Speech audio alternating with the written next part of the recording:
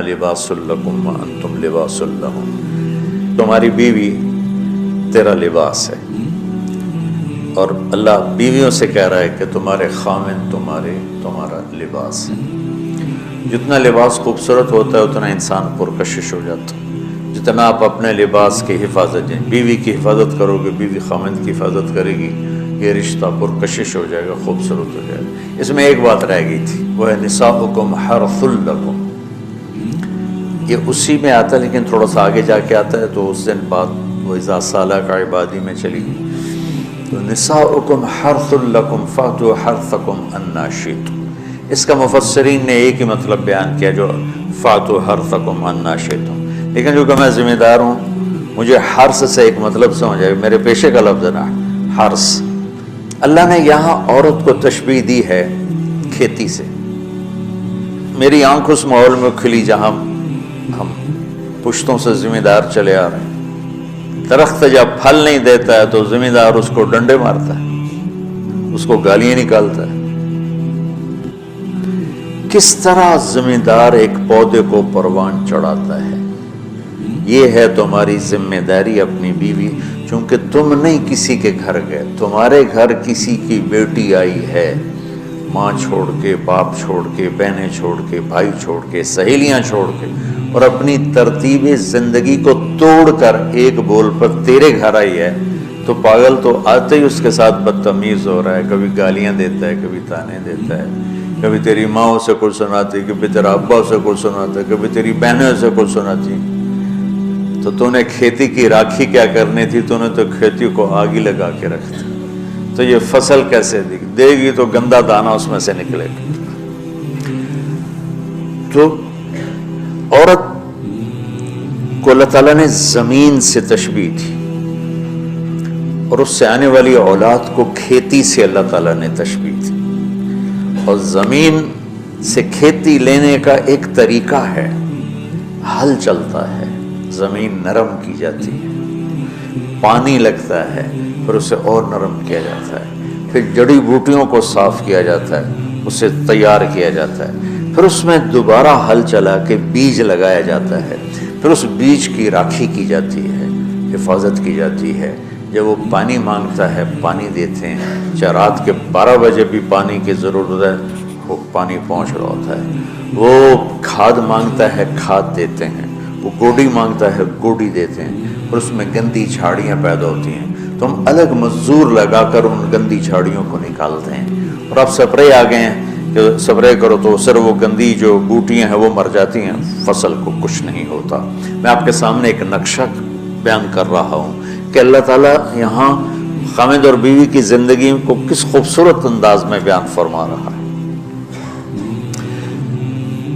اعلیٰ فصل لینے کے لیے یہ سب کچھ کرنا پڑتا ہے۔ ذمہ داروں کے پاس عام طور پہ پیسہ نہیں ہوتا تو وہ جاتے ہیں جی کھاد چاہیے تھی، وہ کہتے 500 روپے ود لواں گے، کہتا جی لے لو کھاد دے دو میری فصل مر دی، تو پھر اسے سپرے کرنا ہوتا ہے تو اس کے پاس پیسے نہیں ہوتے، پھر وہ سپرے والے کے پاس جائے، یہ نہیں کہتا پیسے کو نہیں دفع کرو آپ پہ ہوندی تو ہوئے نہیں ہوندی تو نہ ہوئے، ایسا پاگل کوئی ذمہ، چاہے 1 ایکڑ کا ہو چاہے 100 ایکڑ کا ہو، پھر وہ کہتا ہے جی کھاد چاہیے یوریا، وہ کہتا وہ سپرے کی دوا چاہیے، ڈبے دے پیچھے 200 روپے زیادہ لواں گا، اچھا جی لے لے جی چلے کپا آ جاندی میں دے دیواں گا، وہ ادھار پہ مہنگا سامان اٹھاتا ہے اور اس کی ضرورت کو پورا کرتا ہے۔ وہ گندم کو یہ نہیں کہتا، کپاس کو یہی نہیں کہتا میرے کو پیسے کوئی نہیں، میں نہ تینوں پانی لا سکنا، نہ کھاد دے سکنا، نہ سپرے کر سکنا، تو پھر مکھیاں ہی مارے گا، روٹی تو کوئی نہیں لبنی۔ عورت کی زمین میں محبت کا حل چلاؤ، اپنے رات کے آنسوؤں سے اس کو پانی لگاؤ، اپنے اخلاق کے ذریعے سے اس میں بیج ڈالو، پھر اس کو عزت دے کر احترام دے کر اس فصل کی آبیاری کرو، اس کو اوپر چڑھاؤ۔ اس میں جو گندی جھاڑیاں ہو گئی، کبھی یہ ادھر سے گندا آئے گا، کبھی ادھر سے گندگی آئے گی، کبھی ساس کی طرف سے، کبھی سسر کی طرف سے، کبھی بہنوں کی طرف سے، کبھی لڑکی کے ماں باپ کی طرف۔ بعض لڑکی کے ماں باپ ایسے بے وقوف ہوتے ہیں کہ اپنی بیٹیوں کا گھر اجاڑ دیتے ہیں، شادی کرنے کے بعد بھی بیٹی کو اپنے حکم پر چلانے کی کوشش کرتے ہیں تو خاوند کہاں برداشت کرتا ہے؟ شادی کے بعد بیوی پر ماں کا حق نہیں ہے، باپ کا حق نہیں ہونے کا مطلب ہے کہ پہلے اب خاوند کا حق ہے، پھر ماں باپ کا حق ہے۔ ماں کچھ کہے، خاوند کچھ کہے تو اسے خاوند کی اطاعت کرنی ہے، ماں کی نہیں، ماں کی نہیں۔ لیکن کچھ والدین ایسے ہیں جو اپنے بیٹیوں کو برباد کر دیتے ہیں، پیچھے سے ڈوریں ہلا ہلا ہلا، ایسے کیسز چھوڑے ہیں۔ زیادہ جو مسئلہ ہے وہ سسرالی مسئلہ ہے، تو اس میں وہ جو گندی جھاڑیاں پیدا ہوتی ہیں نا، ان کو وہ سلیقے سے نکالتا رہے، نکالتا رہے، نکالتا رہے، نکالتا رہے، اور اس کی حفاظت کرتا رہے۔ یہ جو آموں کا باغ لگتا ہے نا، تو چھوٹا ہوتا ہے، جب سردیاں آتی ہیں تو اس کو ہم کور کر دیتے ہیں سارے، پہلے اس کے اوپر چونے کا سپرے کرتے ہیں، چونے کا، کہ اس کے پتوں کے اوپر ایک تہ جم جائے، اور اس کے تنے پر بھی چونا لگاتے ہیں تاکہ ٹھنڈک اندر نہ جائے، پھر اس کو یوں کور کر دیتے ہیں کہ اندر سردی نہ جائے۔ اتنی حفاظت ایک چھوٹے سے پودے کی جاتی ہے، تب جا کر وہ پروان چڑھتا ہے۔ اور سب سے بڑا پودا انسان ہے، اور سب سے قیمتی دھرتی ماں ہے، اور سب سے قیمتی رشتہ خاوند اور بیوی ہے۔ اور آج کے خاوند بیوی کو ماں کی گالیاں نکال رہے، بہنوں کی گالیاں نکال رہے، جیسے وہ خرید کے کسی لونڈی کو خرید کے نہیں، کسی کی بیٹی ہے تو کھیتی، تم لوگ دورے والے اب جا رہے ہو، تمہاری شادیاں ہو گئی، تو اللہ کے واسطے بچوں بدتمیز نہ بننا اپنی بیویوں کے ساتھ، یاد رکھنا میری باتوں کو۔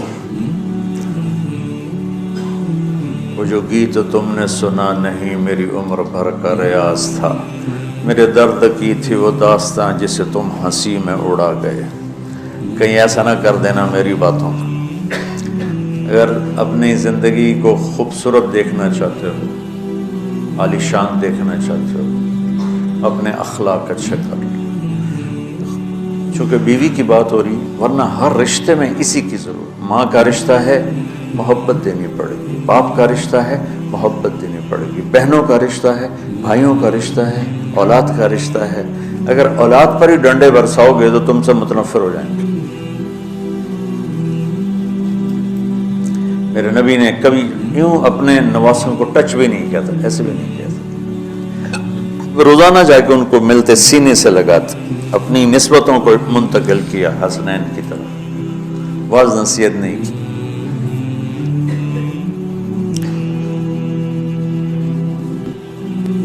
بہت سے بچے علماء کے، تبلیغ والوں کے، نیک لوگوں کے ضائع ہو گئے کہ بچے کا ذوق نہیں دیکھا، بس حافظ بنانا ہے، عالم بنانا ہے، حافظ بنانا ہے، عالم بنانا ہے۔ بناؤ حافظ، بناؤ عالم، پہلے ذوق دیکھ لو۔ اگر نہیں ہے تو اچھا مسلمان بناؤ، یہی کافی ہے۔ اگر زبردستی چلایا تو وہ بچہ نہ دین کا رہے گا، نہ دنیا کا رہے گا، نہ مدرسے کا رہے گا، نہ تبلیغ کا رہے گا۔ یہ لاکھوں مثالیں میرے سامنے۔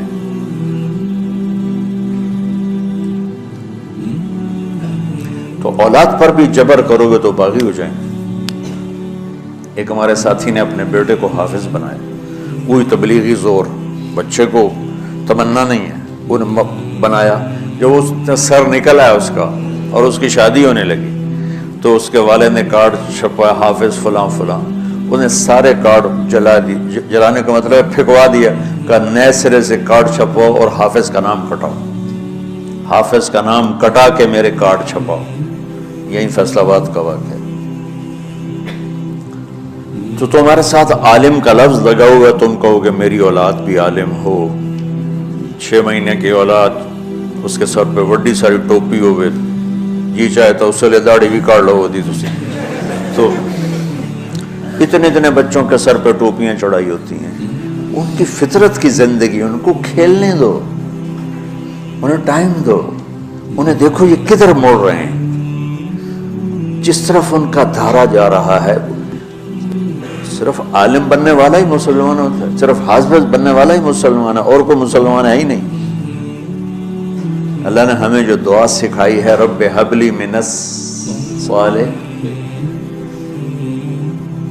رب ہب لی من العلماء تو نہیں کہا، رب ہب لی من الحفاظ بھی نہیں کہا، من الصالحین، نیک ہونا ضروری ہے، عالم ہونا ہو گیا تو ٹھیک ہے، نصیب کی بات ہے، بہت اعلیٰ چیز، حافظ بن گیا بہت اعلیٰ چیز، لیکن زبردستی کراؤ گے پچھتاؤ گے۔ زندگی کے تمام شعبوں کو زندہ کرنا۔ ایک اور آیت سورۃ آل عمران کی ہے،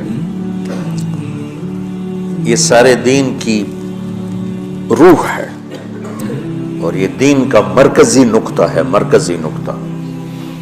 جیسے گاڑی ہوتی ہے نا، اس کا بیلنس کیا جاتا ہے تو پھر وہ صحیح چلتی ہے۔ اس کا ایک نقطہ ہوتا ہے، اس پر آ کر چاروں ٹائروں کو ایک جیسے زاویے پر جمع کرنا ہوتا ہے، پھر وہ صحیح چلتی ہے۔ اگر وہ بیلنس آؤٹ ہو جائے تو سوزوکی ہو یا لینڈ کروزر ہو، وہ سیدھی نہیں چلے گی، کبھی یوں ہو جائے گی، کبھی یوں ہو جائے گی، کبھی یوں، وہ خود بھی تھکے گی اور مسافر کو بھی تھکائے گی۔ تو ہر چیز کا سینٹر پوائنٹ جب صحیح ہوتا ہے تو وہ چیز صحیح چلتی ہے۔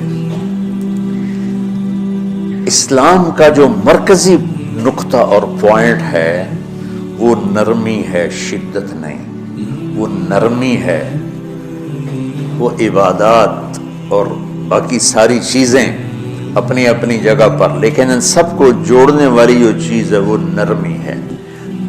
یہ میں نے کہاں سے لیا؟ میں ایک دفعہ جا رہا تھا پاناما، تو سورہ کہف کو دیکھ کے پڑھ رہا تھا، ویسے مجھے یاد ہے میں دیکھ کے پڑھ رہا تھا۔ تو جب میں وَلْيَتَلَطَّفْ پر پہنچا تو حاشیے میں لکھا تھا نصف القرآن۔ تو میں ایسی تھوڑی دیر سوچ میں پڑا کہ یہ اللہ تو قادر ہے، یہاں کوئی لفظ لا سکتے تھے اللہ تعالیٰ، یہ کیوں لائے وَلْيَتَلَطَّفْ؟ حد سے زیادہ نرمی کا معاملہ کرنا۔ وہ جو روٹی لینے میں گیا ترکی میں، ترسوس ایک جگہ ہے جہاں اردن والے بھی دعویٰ کرتے ہیں کہ یہاں تھے اصحاب کہف، میں نے وہ بھی دیکھا ہے، اور ترکی والے بھی کہتے ہیں میں نے وہ بھی دیکھا ہے۔ تو ترکی والا قرآن کی تعبیر سے زیادہ جوڑ کھاتا ہے، اردن والا جوڑ نہیں کھاتا ہے۔ اس کا وَلْيَتَلَطَّفْ، اے بھائی کوئی بھاؤتاؤ کے چکر میں نہ پڑنا، بڑی نرمی سے پیار محبت سے روٹی لے کے آجا، بھوک لگی۔ اور صیغہ مبالغہ کا ہے، تلطف، تفاعل، مبالغہ اور تکلف۔ تو تمہارے اندر اگر سختی ہے پھر بھی تم با تکلف نرمی کرو، تمہارے اندر شدت ہے پھر بھی اپنے اوپر نرمی طاری کرو۔ تو یہاں سے مجھے یہ بات سمجھ میں آئی کہ پوری شریعت کا سینٹر پوائنٹ قرآن ہے، اور قرآن کا سینٹر پوائنٹ نرمی ہے، وَلْيَتَلَطَّفْ۔ اب ہمارے ڈانٹ ڈپٹ کو بزرگی سمجھا جاتا، ڈانٹ ڈپٹ کو تربیت سمجھا جاتا، استاد شاگرد کو ڈانٹ رہے ہیں، پیر مریدوں کو ڈانٹ رہے ہیں، امیر مامور کو ڈانٹ رہے ہیں، والدین اولاد کو ڈانٹ رہے ہیں، اور میرا اللہ کہہ رہا ہے نرمی۔ اب آیت سنو، یہ بات سمجھ میں آئے گی؟ اب آیت سنو، اللہ تعالیٰ فرما رہا ہے اپنے محبوب سے، فَبِمَا رَحْمَةٍ مِّنَ اللَّهِ لِنْتَ لَهُمْ وَلَوْ كُنْتَ فَظًّا غَلِيظَ الْقَلْبِ لَانفَضُّوا مِنْ حَوْلِكَ فَاعْفُ عَنْهُمْ وَاسْتَغْفِرْ لَهُمْ وَشَاوِرْهُمْ فِي الْأَمْرِ فَإِذَا عَزَمْتَ فَتَوَكَّلْ عَلَى اللَّهِ إِنَّ اللَّهَ يُحِبُّ الْمُتَوَكِّلِينَ۔ لِنْتَ لَهُمْ بِرَحْمَةِ اللَّهِ، یہ ہونا چاہیے جو نحو کا قاعدہ ہے، فعل پہلے ہوتا ہے اس کے متعلقات بعد میں ہوتے ہیں۔ تو لِنْتَ لَهُمْ بِرَحْمَةِ اللَّهِ، آپ اللہ کی رحمت سے نرم ہو کے اپنے امت کے لیے، لیکن اللہ تعالیٰ نے فَبِمَا، اللہ نے اپنے نبی پر جتنے احسان قرآن میں بتلائے ہیں، الم یجدک یتیما فآوی ووجدک ضالا فہدی ووجدک عائلا فأغنی الم نشرح لک صدرک ووضعنا عنک وزرک الذی انقض ظہرک ورفعنا لک ذکرک انا اعطیناک الکوثر هو الذی ایدک بنصرہ وبالمؤمنین۔ اب قرآن میں دیکھو، وکان فضل اللہ علیک کبیرا، اللہ نے قرآن میں اپنے نبی پر جو احسان کیے وہ بتائے اور جتلائے کہ ہم نے آپ کے ساتھ یہ کیا، یہ کیا، یہ کیا۔ یہ احسان جیسے اللہ نے بتایا ہے نا اپنے نبی کو، یہ احسان نرمی والا جس طریقے سے بتایا، اس طریقے سے کسی احسان کو ذکر نہیں کیا۔ فَبِمَا، میرے ہاتھوں کو دیکھو، ہم جب کہتے ہیں بہت بڑا، اس سے آگے تو ہمارے ہاتھ نہیں جاتے نا۔ تو میرا ایک بھتیجا تھا تو دیر سے بولا، جب وہ گاڑی پہ ہوتا تو ہم کہتے کس چیز پر آئے ہو، تو وہ یوں کرتا، اور جب وہ بس پہ آتا تو کہتا ایسے ایسے کرتا، ایسے کہ بھئی بس بڑی ہوتی ہے نا تو اس کا یوں اشارہ کرتا، اور گاڑی چھوٹی تو اس کا یوں اشارہ کرتا۔ تو فَبِمَا، یہ جو فَبِمَا رحمہ ہے نا، یہ زمین آسمان سے بھی باہر نکل گیا ہے، اور مشرق و مغرب سے پار ہو گیا، شمال جنوب سے پار ہوگا، فوق تحت سے پار ہو گیا۔ اللہ تعالیٰ فرما رہا ہے میرے محبوب میری اتنی بڑی رحمت آپ پر آئی جس کو آپ کے رب کے سوا کوئی نہیں جانتا، اور پھر آپ نرم ہو گئے، نرم ہو گئے۔ ان اللہ لا یعطی علی الرفق ما لا یعطی علی العنف، اللہ جو نرمی پہ دیتا ہے وہ سختی پہ نہیں دیتا۔ لو کان الرفق خلقا لما رأى الناس خلقا احسن منه، نرمی کی کوئی شکل ہوتی تو اس سے حسین کائنات میں کوئی شکل نہ ہوتی، جنت کی حور سے بھی اعلیٰ شکل ہوتی۔ ولو کان العنف خلقا لما رأى الناس خلقا ابغض منه، اور اگر بد اخلاقی کی، سخت مزاجی کی کوئی شکل ہوتی تو وہ شیطان سے بھی زیادہ خوفناک ہوتی۔ امام اسماعیل رحمۃ اللہ علیہ بڑے علامہ گزرے ہیں اور قرآن کی بڑی خدمت کی ہے لغت کے لحاظ سے، تھے انتہائی بدصورت، کوڑا سیاہ اور حبشی ٹائپ۔ کہنے لگے زندگی میں کبھی دھوکہ نہیں کھایا سوائے ایک دفعہ ایک لڑکی نے مجھے ایسا بیوقوف بنایا کہ میرے 14 طبق روشن کر دیے کہ میں جا رہا تھا تو ایک خوبصورت لڑکی نے مجھے مسکرا کے اشارہ کیا، میں کہنے بھائی کوئی میرے اوپر بھی عاشق ہے، تو میں اس کے پیچھے چل پڑا، وہ آگے آگے میں پیچھے پیچھے، وہ آگے آگے میں پیچھے پیچھے، بازاروں میں چلتے چلتے ایک مصور کی دکان پہ پہنچے تو اس نے مصور سے یوں اشارہ کیا اور آگے چلی گئی۔ وہ آگے چلی گئی تو میں حیران ہو گیا، میں نے کہا بھائی یہ کیا چکر ہے؟ کہا جی یہ ایک بچی کل میرے پاس آئی تھی کہ مجھے شیطان کی فوٹو بنا کے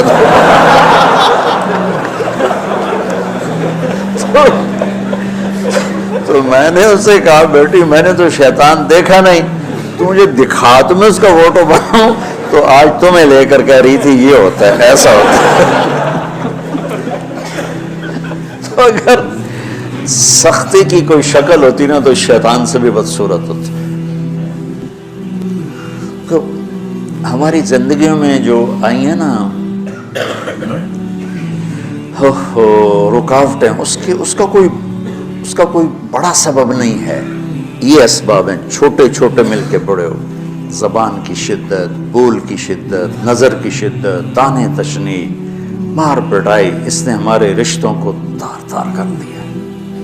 اور میں قربان جو میرا اللہ تعالیٰ کہہ رہا ہے لو کنت فظا غلیظ القلب، اگر آپ کی زبان میں شدت ہوتی، آپ کے مزاج میں شدت ہوتی، لانفضوا من حولک، انفضوا کا مطلب بتایا تھا نا کل پرسوں، بھگ دوڑ مچ جانا، پیچھے مڑ کے نہ دیکھنا۔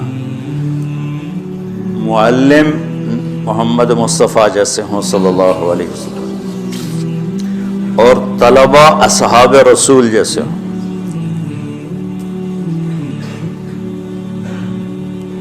محمد الرسول اللہ، سورہ فتح اللہ نے یوں ایک آیت، محمد الرسول اللہ والذین معہ، یہاں محمد اللہ کے رسول ہیں، یہ دعویٰ ہے کہ یہ میرے رسول ہیں۔ تو پوچھنے والا پوچھتا ہے کہ اس کی دلیل کیا ہے، تو اللہ کہتا ہے اس کے ساتھیوں کو دیکھ لو، ایسے ساتھی صرف نبی کے ہوتے ہیں اور کسی کے نہیں ہوتے۔ والذین معہ،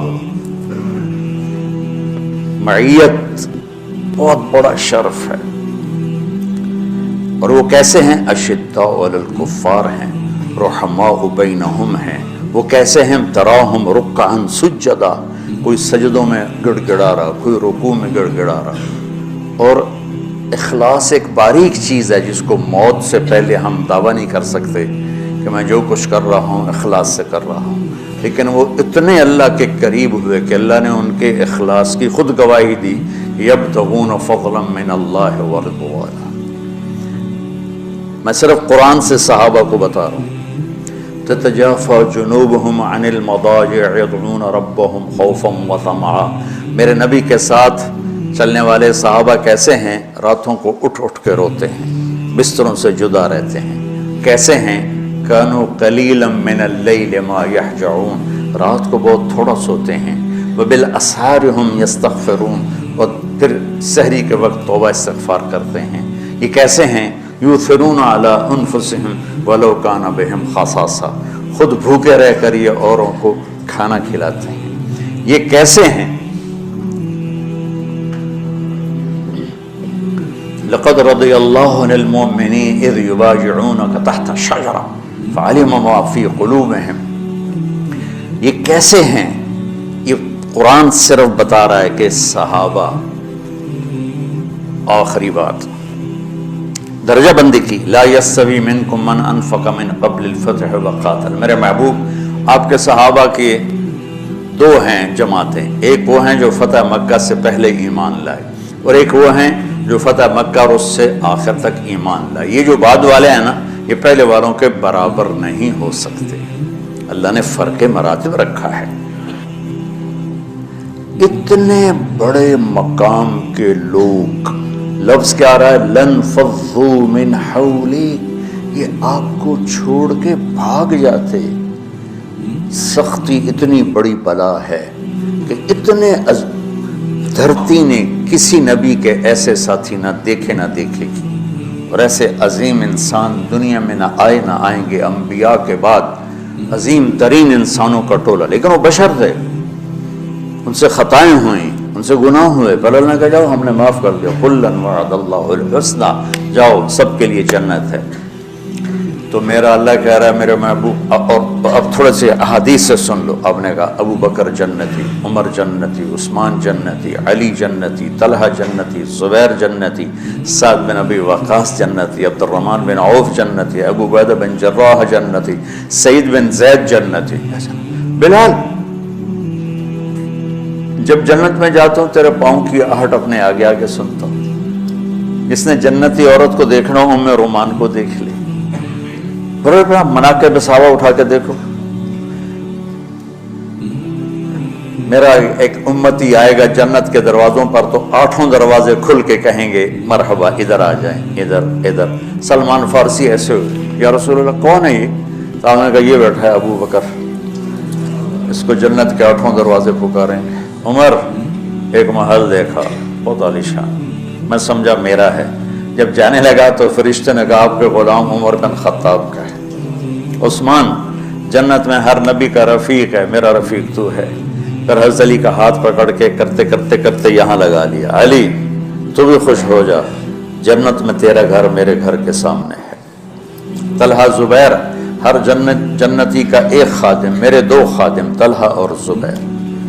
تو اس ایک لائن لگی پڑی ہے، اور میرا اللہ کہہ رہا ہے میرے محبوب اگر آپ کے مزاج میں شدت ہوتی تو ایسے عظیم الشان لوگ آپ کو چھوڑ کے بھاگ جاتے۔ بچو کیا کرو، سنا سنا کے بھی تھک گیا ہوں۔ ایک بلبل ہے کہ ہے محو ترنم اب تک، اس کے سینے میں ہے نغموں کا تلا تم اب تک، قید موسم سے طبیعت رہی آزاد اس کی، کاش گلشن میں کوئی سمجھے فریاد اس کی۔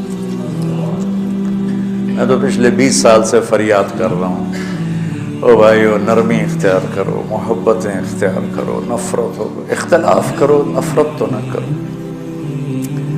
بیوی سے اختلاف ہو گیا ہے تو نفرت تو نہ کر، بیوی کو خامن سے ہو گیا نفرت تو نہ کر، بہن بھائیوں میں ہو جاتی اونچ نیچ، نفرت ہے تو نہ کرو، سلام دعا ختم۔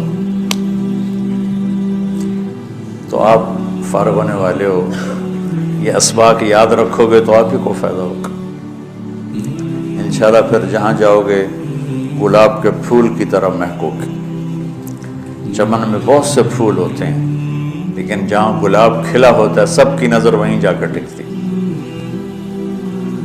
تو اگر آپ نے، میں نے یہ اخلاق بنا لی، یہ نرمی اپنے اندر پیدا کر لی، تو اللہ کی قسم گلاب کے پھول کی طرح مہکو گے بھی۔